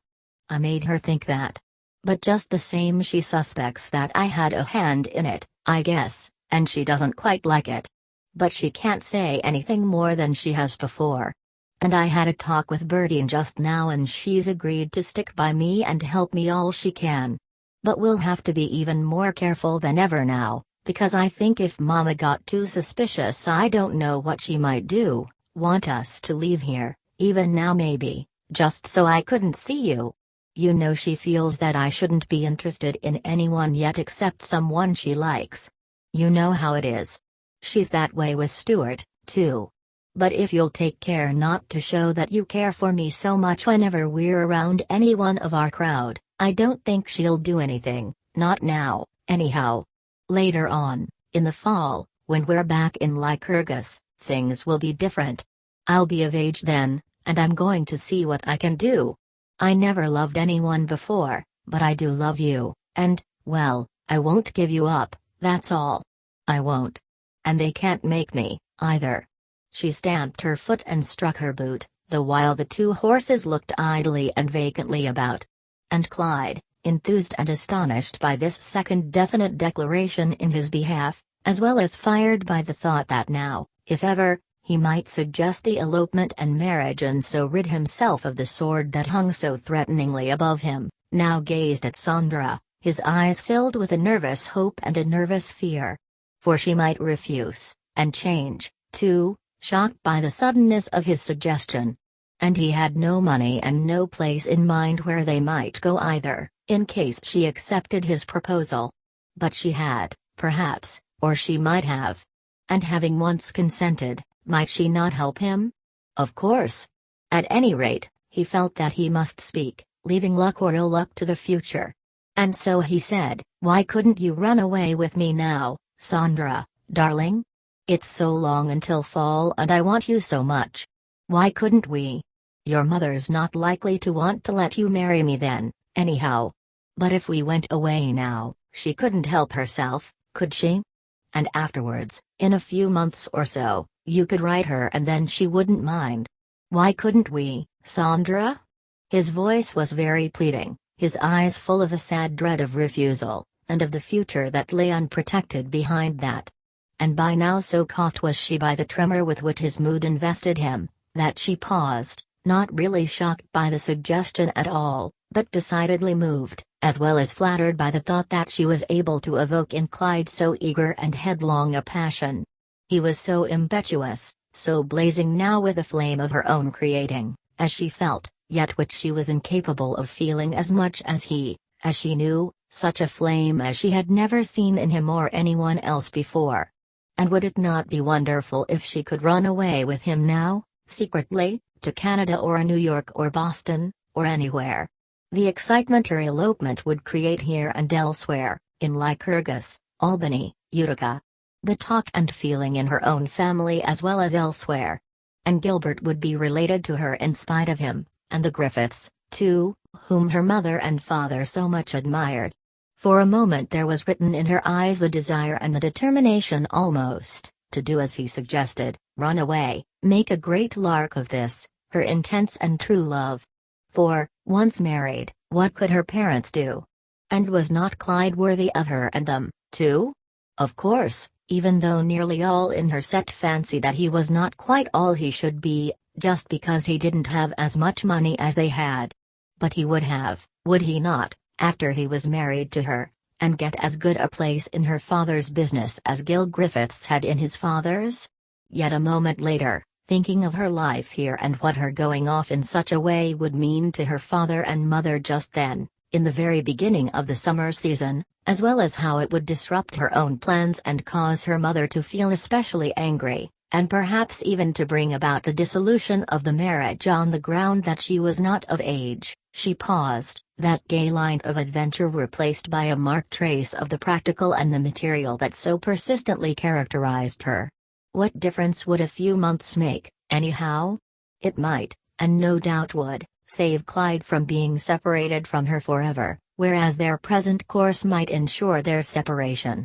Accordingly she now shook her head in a certain, positive and yet affectionate way, which by now Clyde had come to know spelled defeat, the most painful and irremediable defeat that had yet come to him in connection with all this. She would not go. Then he was lost, and she to him forever maybe. Oh, God! For while her face softened with a tenderness which was not usually there, even when she was most moved emotionally, she said, "I would, honey, if I did not think it best not to, now. It's too soon. Mama isn't going to do anything right now. I know she isn't. Besides, she has made all her plans to do a lot of entertaining here this summer, and for my particular benefit. She wants me to be nice to, well, you know who I mean. And I can be, without doing anything to interfere with us in any way, I'm sure, so long as I don't do anything to really frighten her." She paused to smile a reassuring smile. "But you can come up here as often as you choose, don't you see, and she and these others won't think anything of it, because you won't be our guest, don't you see? I've fixed all that with Bertine. And that means that we can see each other all summer long up here, just about as much as we want to, don't you see? Then in the fall, when I come back, and if I find that I can't make her be nice to you at all, or consider our being engaged, why, I will run away with you. Yes, I will, darling, really and truly. Darling. The fall." She stopped, her eyes showing a very shrewd conception of all the practical difficulties before them, while she took both of his hands in hers and looked up into his face. Then, impulsively and conclusively, she threw both arms about his neck and, pulling his head down, kissed him. "Can't you see, dearie? Please don't look so sad, darling. Sandra loves her Clyde so much. And she'll do anything and everything to make things come out right. Yes, she will. And they will, too. Now you wait and see. She won't give him up ever, ever." And Clyde, realizing that he had not one moving argument wherewith to confront her, really, not one that might not cause her to think strangely and suspiciously of his intense anxiety, and that this, because of Roberta's demand, and unless Roberta let him go at all spelled defeat for him, now looked gloomily and even desperately upon her face. The beauty of her. The completeness of this world. And yet not to be allowed to possess her or it, ever. And Roberta with her demand and his promise in the immediate background. And no way of escape save by flight. God. At this point it was that a nervous and almost deranged look, never so definite or powerful at any time before in his life, the borderline look between reason and unreason, no less, so powerful that the quality of it was even noticeable to Sandra, came into his eyes. He looked sick, broken, unbelievably despairing. So much so that she exclaimed, "Why, what is it, Clyde, dearie, you look so, oh, I can't say just how, forlorn or, does he love me so much and can't he wait just 3 or 4 months? But, oh, yes he can, too. It isn't as bad as he thinks. He'll be with me most of the time, the Lovekins will. And when he isn't, Sandra'll ride him every day, every day. But, Sandra, if I could just tell you. If you knew how much it were going to mean to me." He paused here, for as he could see at this point, into the expression of Sandra came a practical inquiry as to what it was that made it so urgent for her to leave with him at once. And immediately, on his part, Clyde sensing how enormous was the hold of this world on her, how integral a part of it she was, and how, by merely too much insistence here and now, he might so easily cause her to doubt the wisdom of her primary craze for him, was moved to desist, sure that if he spoke it would lead her to questioning him in such a way as might cause her to change, or at least to modify her enthusiasm to the point where even the dream of the fall might vanish. And so, instead of explaining further why he needed a decision on her part, he merely desisted, saying, "It's because I need you so much now, dear, all of the time. That's it, just that. It seems at times as though I could never be away from you another minute anymore. Oh, I'm so hungry for you all of the time." And yet Sandra, flattered as she was by this hunger, and reciprocating it in part at least, merely repeated the various things she had said before. They must wait. all would come out all right in the fall. And Clyde, quite numb because of his defeat, yet unable to forego or deny the delight of being with her now, did his best to recover his mood, and think that in some way, somehow, maybe via that plan of that boat or in some other way. But what other way? But no, not that. He was not a murderer and never could be. He was not a murderer, never. And yet this loss. This impending disaster.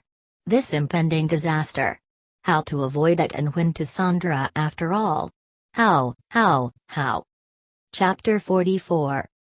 And then on his return to Lycurgus early Monday morning, the following letter from Roberta: Dear Clyde, my dear, I have often heard the saying, it never rains but it pours, but I never knew what it meant until today. About the first person I saw this morning was Mr. Wilcox, a neighbor of ours, who came to say that Mrs. Ants would not be out today on account of some work she had to do for Mrs. Dinwiddie in Biltz, although when she left yesterday everything had been prepared for her so that I could help her a little with the sewing and so hurry things up a bit. And now she won't be here until tomorrow. Next word came that Mother's sister, Mrs. Nichols, is very ill and Mother had to go over to her house at Baker's Pond, which is about 12 miles east of here, Tom driving her, although he ought to be here to help Father with all the work that there is to do about the farm. And I don't know if Mother will be able to get back before Sunday. If I were better and didn't have all this work of my own on my hands I would have to go too, I suppose, although Mother insists not. Next, Emily, and Tom, thinking all is going so well with me and that I might enjoy it, we're having 4 girls and 4 boys come here tonight for a sort of June moon party, with ice cream and cake to be made by Emily and Mother and myself. But now, poor dear, she has to do a lot of telephoning over Mr. Wilcox's phone, which we share, in order to put it off until some day next week, if possible. And she's just heartsick and gloomy, of course. As for myself, I'm trying to keep a stiff upper lip, as the saying is. But it's pretty hard, dear, I'll tell you. For so far I have only had 3 small telephone talks with you, saying that you didn't think you would have the necessary money before July 5th. And to put the finishing touches on it, as I only learned today, Mama and Papa have about decided to go to my Uncle Charlie's in Hamilton for over the 4th, from the 4th to the 15th, and take me with them, unless I decide to return to Lycurgus, while Tom and Emily visit with my sister at Homer. But, dear, I can't do that, as you know. I'm too sick and worried. Last night I vomited dreadful and have been half dead on my feet all day, and I am just about crazy tonight. Dear, what can we do? Can't you come for me before July 3rd, which will be the time they will be going? You will have to come for me before then, really, because I just can't go up there with them. It's 50 miles from here. I could say I would go up there with them if only you would be sure to come for me before they start. But I must be absolutely sure that you are coming, absolutely. Clyde, I have done nothing but cry since I got here. If you were only here I wouldn't feel so badly. I do try to be brave, dear, but how can I help thinking at times that you will never come for me when you haven't written me one single note and have only talked to me 3 times since I've been up here. But then I say to myself you couldn't be so mean as that, and especially since you have promised. Oh, you will come, won't you? Everything worries me so now, Clyde, for some reason, and I'm so frightened, dear. I think of last summer and then this one, and all my dreams. It won't make any real difference to you about your coming a few days sooner than you intended, will it, dear? Even if we have to get along on a little less. I know that we can. I can be very saving and economical. I will try to have my dresses made by then. If not, I will do with what I have and finish them later. And I will try and be brave, dear, and not annoy you much, if only you will come. You must, you know, Clyde. It can't be any other way, although for your sake now I wish it could. Please, Clyde, write and tell me that you will be here at the end of the time that you said. I worry so and get so lonesome off here all by myself. I will come straight back to you if you don't come by the time you said. I know you will not like me to say this, but, Clyde, I can't stay here and that's all there is to it. And I can't go away with Mama and Papa either, so there is only one way out. I don't believe I will sleep a wink tonight, so please write me and in your letter tell me over and over not to worry about your not coming for me. If you could only come today, dear, or this weekend, I wouldn't feel so blue. But nearly 2 weeks more. Everyone is in bed and the house is still, so I will stop. But please write me, dear, right away, or if you won't do that call me up sure tomorrow, because I just can't rest one single minute until I do hear from you. Your miserable Roberta. P.S. This is a horrid letter, but I just can't write a better one. I'm so blue. But the day this letter arrived in Lycurgus, Clyde was not there to answer it at once. And because of that, Roberta, being in the darkest and most hysterical mood and thought, sat down on Saturday afternoon and, half convinced as she was that he might already have departed for some distant point without any word to her, almost shrieked or screamed, if one were to properly characterize the mood that animated the following, Belts, Saturday, June 14th. My dear Clyde, I am writing to tell you that I am coming back to Lycurgus. I simply can't stay here any longer. Mama worries and wonders why I cry so much, and I am just about sick. I know I promised to stay until the 25th or 26th, but then you said you would write me, but you never have, only an occasional telephone message when I am almost crazy. I woke up this morning and couldn't help crying right away, and this afternoon my headache is dreadful. I'm so afraid you won't come and I'm so frightened, dear. Please come and take me away someplace, anywhere, so I can get out of here and not worry like I do. I'm so afraid in the state that I'm in that Papa and Mama may make me tell the whole affair or that they will find it out for themselves. Oh, Clyde, you will never know. You have said you would come, and sometimes I just know you will. But at other times I get to thinking about other things and I'm just as certain you won't, especially when you don't write or telephone. I wish you would write and say that you will come just so I can stand to stay here.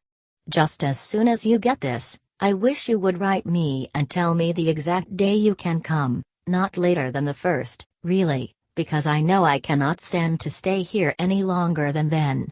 Clyde, there isn't a girl in the whole world as miserable as I am, and you have made me so. But I don't mean that, either, dear. You were good to me once, and you are now offering to come for me. And if you will come right away I will be so grateful. And when you read this, if you think I am unreasonable, please do not mind it, Clyde, but just think I am crazy with grief and worry and that I just don't know what to do. Please write me, Clyde. If you only knew how I need a word. Roberta. This letter, coupled as it was with a threat to come to Lycurgus, was sufficient to induce in Clyde a state not unlike Roberta's. To think that he had no additional, let alone plausible, excuse to offer Roberta whereby she could be induced to delay her final and imperative demand. He racked his brains. He must not write her any long and self-incriminating letters. That would be foolish in the face of his determination not to marry her. Besides, his mood at the moment, so fresh from the arms and kisses of Sandra, was not for anything like that. He could not, even if he would. At the same time, something must be done at once, as he could see, in order to allay her apparently desperate mood. And 10 minutes after he had finished reading the last of these 2 letters, he was attempting to reach Roberta over the telephone. And finally getting her after a troublesome and impatient half-hour, he heard her voice, thin and rather querulous as it seemed to him at first, but really only because of a poor connection, saying, "Hello, Clyde, hello. Oh, I'm so glad you called. I've been terribly nervous. Did you get my 2 letters? I was just about to leave here in the morning if I didn't hear from you by then. I just couldn't stand not to hear anything. Where have you been, dear? Did you read what I said about my parents going away? That's true. Why don't you write, Clyde, or call me up anyhow? What about what I said in my letter about the 3rd? Will you be sure and come then? Or shall I meet you somewhere? I've been so nervous the last 3 or 4 days, but now that I hear you again, maybe I'll be able to quiet down some. But I do wish you would write me a note every few days anyhow. Why won't you, Clyde? You haven't even written me one since I've been here. I can't tell you what a state I'm in and how hard it is to keep calm now."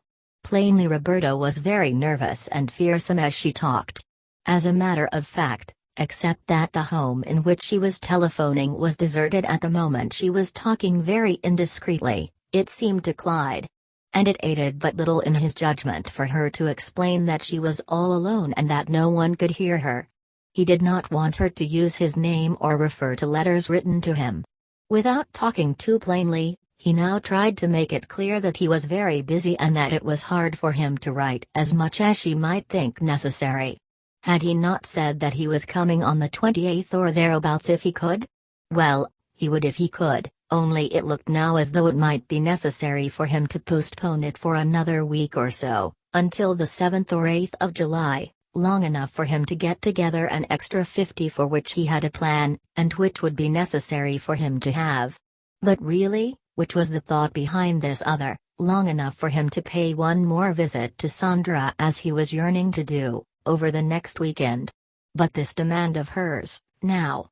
Couldn't she go with her parents for a week or so and then let him come for her there or she come to him?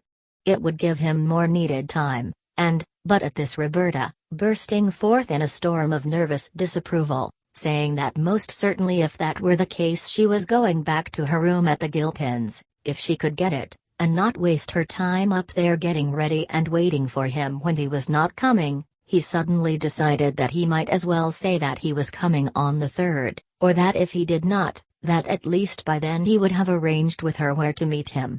For even by now, he had not made up his mind as to how he was to do. He must have a little more time to think, more time to think. And so now he altered his tone greatly and said, "But listen, Bert. Please don't be angry with me. You talk as though I didn't have any troubles in connection with all this, either. You don't know what this may be going to cost me before I'm through with it, and you don't seem to care much. I know you're worried and all that, but what about me? I'm doing the very best I can now, Bert, with all I have to think about. And won't you just be patient now until the 3rd, anyhow? Please do. I promise to write you, and if I don't, I'll call you up every other day. Will that be all right? But I certainly don't want you to be using my name like you did a while ago. That will lead to trouble, sure. Please don't. And when I call again, I'll just say it's Mr. Baker asking, see, and you can say it's anyone you like afterwards. And then, if by any chance anything should come up that would stop our starting exactly on the 3rd, why you can come back here if you want to, see, or somewhere near here, and then we can start as soon as possible after that." His tone was so pleading and soothing, infused as it was, but because of his present necessity only with a trace of that old tenderness and seeming helplessness which, at times, had quite captivated Roberta, that even now it served to win her to a bizarre and groundless gratitude. So much so that at once she had replied, warmly and emotionally, even, "Oh, no, dear. I don't want to do anything like that. You know I don't. It's just because things are so bad as they are with me and I can't help myself now. You know that, Clyde, don't you? I can't help loving you. I always will, I suppose. And I don't want to do anything to hurt you, dear, really I don't if I can help it." And Clyde, hearing the ring of genuine affection, and sensing anew his old-time power over her, was disposed to reenact the role of lover again, if only in order to dissuade Roberta from being too harsh and driving with him now. For while he could not like her now, he told himself, and could not think of marrying her, still in view of this other dream he could at least be gracious to her, could he not pretend. And so this conversation ended with a new piece based on this agreement. The preceding day, a day of somewhat reduced activities on the lakes from which he had just returned, he and Sandra and Stuart and Bertine, together with Nina Temple and a youth named Harley Baggett, then visiting the Thurstons, had motored first from 12th Lake to 3 Mile Bay, a small lakeside resort some 25 miles north, and from thence, between towering walls of pines, to Big Bittern and some other smaller lakes lost in the recesses of the tall pines of the region to the north of Trine Lake.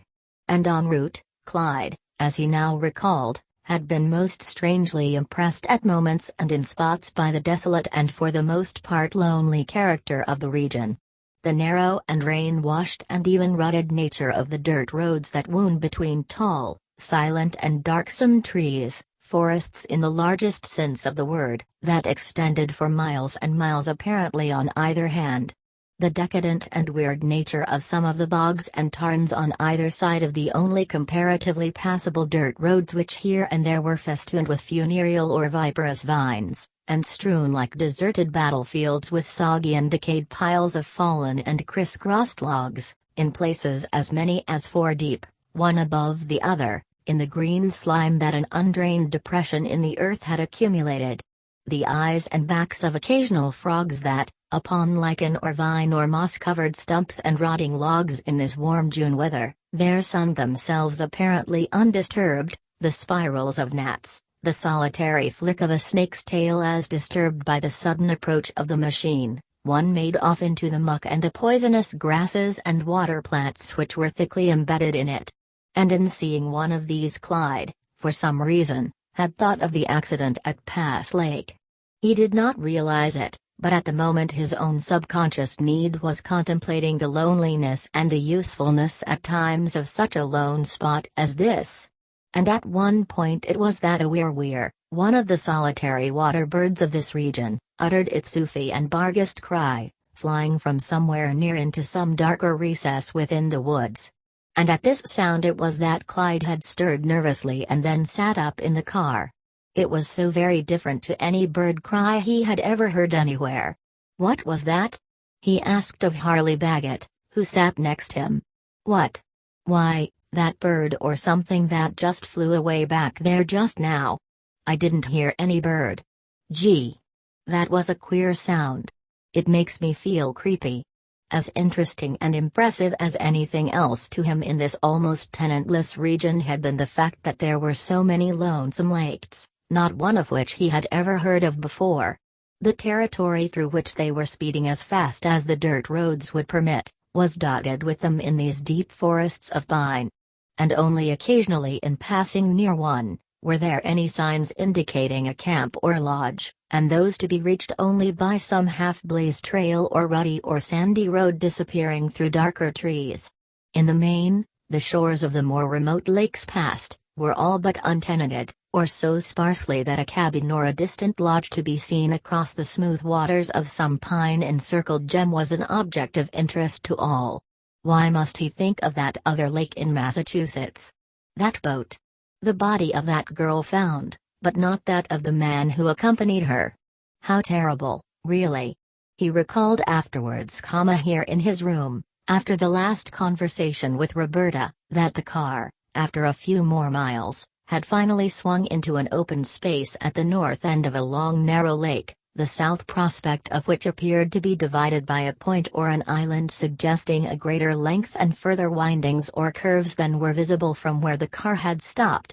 And except for the small lodge and boathouse at this upper end it had appeared so very lonesome, not a launch or canoe on it at the time their party arrived. And as in the case of all the other lakes seen this day, the banks to the very shoreline were sentineled with those same green pines, tall, spear-shaped, their arms widespread like one outside his window here in Lycurgus. And beyond them in the distance, to the south and west, rose the humped and still smooth and green backs of the nearer Adirondacks. And the water before them, now ruffled by a light wind and glowing in the afternoon sun, was of an intense Prussian blue, almost black, which suggested, as was afterwards confirmed by a guide who was lounging upon the low veranda of the small inn, that it was very deep, all of 70 feet, not more than 100 feet out from that boathouse. And at this point Harley Baggett, who was interested to learn more about the fishing possibilities of this lake in behalf of his father, who contemplated coming to this region in a few days, had inquired of the guide, who appeared not to look at the others in the car. "How long is this lake, anyhow?" "Oh, about 7 miles. Any fish in it?" "Throw a line in and see. The best place for black bass and the like of that almost anywhere around here. Off the island down yonder, or just to the south of it round on the other side there, there's a little bay that's said to be one of the best fishing holes in any of the lakes up this way. I've seen a couple of men bring back as many as 75 fish in 2 hours. That ought to satisfy anybody that ain't trying to ruin the place for the rest of us." The guide, a thinnish, tall and wizened type, with a long, narrow head and small, keen, bright blue eyes, laughed a yokelish laugh as he studied the group. "Not thinking of trying your luck today?" "No, just inquiring for my dad. He's coming up here next week, maybe. I want to see about accommodations." "Well, they ain't what they are down to Racket, of course, but then the fish down there ain't what they are up here, either." He visited all with a sly and dry and knowing smile. Clyde had never seen the type before. He was interested by all the anomalies and contrarieties of this lonesome world as contrasted with cities he had known almost exclusively, as well as the decidedly exotic and material life and equipment with which, at the Cranstons and elsewhere, he was then surrounded. The strange and comparatively deserted nature of this region as contrasted with the brisk and vigorous life of Lycurgus, less than 100 miles to the south. "The country up here kills me," commented Stuart Finchley at this point. "It's so near the chain and yet it's so different, scarcely anyone living up here at all, it seems." "Well, except for the camps in summer and the fellows that come up to hunt moose and deer in the fall, there ain't much of anybody or anything around here after September 1st, commented the guide. "I've been guidin' and trappin' for nigh on to 17 years now around here and kept for more and more people around some of the lakes below here, the chain principally in summer. I ain't seen much change. You need to know this country pretty well if you're going to strike out anywhere away from the main roads, though of course about 5 miles to the west of here is the railroad. Gun Lodge is the station. We bring 'em by bus from there in the summer. And from the south end down there is a sorta road leadin' down to Gray's Lake and 3 Mile Bay. You must ha' come along a part of it, since it's the only road up into this country as yet. They're talkin' of cuttin' one through to Long Lake sometime, but so far it's mostly talk. But from most of these other lakes around here, there's no road at all, not that an automobile could make. Just trails, and there's not even a decent camp on some of 'em. You have to bring your own outfit.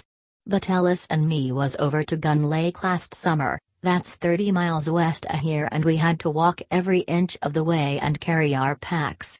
But, oh, say, the fishin' and moose and deer come right down to the shore in places to drink. See 'em as plain as that stump across the lake." And Clyde remembered that, along with the others, he had carried away the impression that for solitude and charm, or at least mystery, this region could scarcely be matched. And to think it was also comparatively near Lycurgus, not more than 100 miles by road, not more than 70 by rail, as he eventually came to know. But now once more in Lycurgus and back in his room after just explaining to Roberta, as he once more encountered on his writing desk, the identical paper containing the item concerning the tragedy at Pass Lake.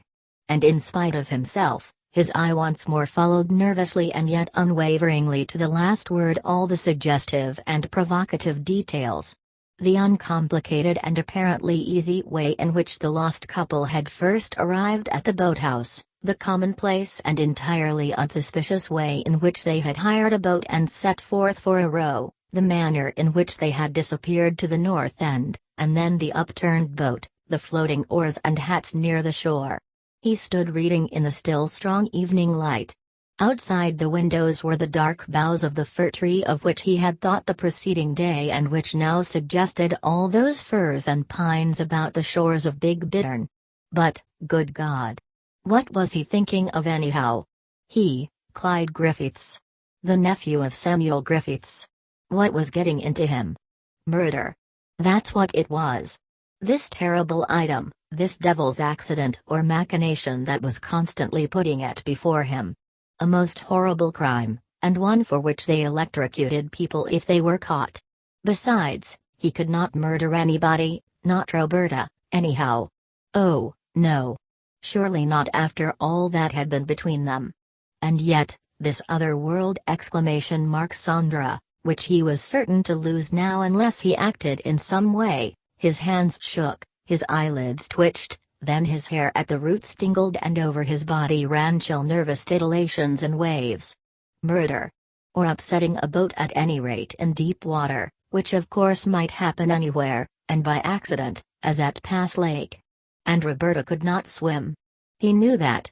But she might save herself at that, scream, cling to the boat, and then, if there were any to hear, and she told afterwards. An icy perspiration now sprang to his forehead, his lips trembled and suddenly his throat felt parched and dry. To prevent a thing like that he would have to, but no, he was not like that. He could not do a thing like that, hit anyone, a girl, Roberta, and when drowning or struggling. Oh, no, no such thing as that. Impossible. He took his straw hat and went out, almost before anyone heard him think, as he would have phrased it to himself, such horrible, terrible thoughts. He could not and would not think them from now on. He was no such person. And yet, these thoughts. The solution, if he wanted one. The way to stay here, not leave, marry Sandra, be rid of Roberta and all, for the price of a little courage or daring. But no. He walked and walked, away from Lycurgus, out on a road to the southeast which passed through a poor and decidedly unfrequented rural section, and so left him alone to think, or, as he felt, not to be heard in his thinking. Day was fading into dark. Lamps were beginning to glow in the cottages here and there. Trees in groups in fields or along the road were beginning to blur or smokily blend. And although it was warm, the air lifeless and lethargic, he walked fast, thinking, and perspiring as he did so, as though he were seeking to outwalk and outthink or divert some inner self that preferred to be still and think. That gloomy, lonely lake up there. That island to the south. Who would see? Who could hear? That station at Gun Lodge with a bus running to it at this season of the year. Ah, he remembered that, did he? The deuce, a terrible thing, to remember a thing like that in connection with such a thought as this. But if he were going to think of such a thing as this at all, he had better think well, he could tell himself that, or stop thinking about it now, once and forever. But Sandra. Roberta. If ever he were caught, electrocuted. And yet the actual misery of his present state. The difficulty. The danger of losing Sandra. And yet, murder. He wiped his hot and wet face, and paused and gazed at a group of trees across a field which somehow reminded him of the trees of. Well. He didn't like this road. It was getting too dark out here. He had better turn and go back. But that road at the south and leading to 3 Mile Bay and Gray's Lake, if one chose to go that way, to Sharon and the Cranston Lodge, whither he would be going afterwards if he did go that way. God. Big Bittern, the trees along there after dark would be like that, blurred and gloomy. It would have to be toward evening, of course. No one would think of trying to. Well. In the morning, when there was so much light. Only a fool would do that. But at night, toward dusk, as it was now, or a little later. But, damn it, he would not listen to such thoughts. Yet no one would be likely to see him or Roberta either, would they, there?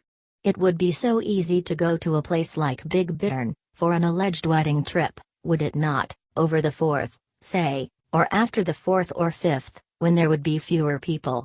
And to register as someone else, not himself, so that he could never be traced that way. And then, again, it would be so easy to get back to Sharon and the Cranstons by midnight, or the morning of the next day, maybe, and then, once there he could pretend also that he had come north on that early morning train that arrived about 10 o'clock. And then. Confound it, why should his mind keep dwelling on this idea? Was he actually planning to do a thing like this? But he was not. He could not be. He, Clyde Griffiths, could not be serious about a thing like this. That was not possible. He could not be. Of course. It was all too impossible, too wicked, to imagine that he, Clyde Griffiths, could bring himself to execute a deed like that. And yet. And forthwith an uncanny feeling of wretchedness and insufficiency for so dark a crime insisted on thrusting itself forward. He decided to retrace his steps toward Lycurgus, where at least he could be among people,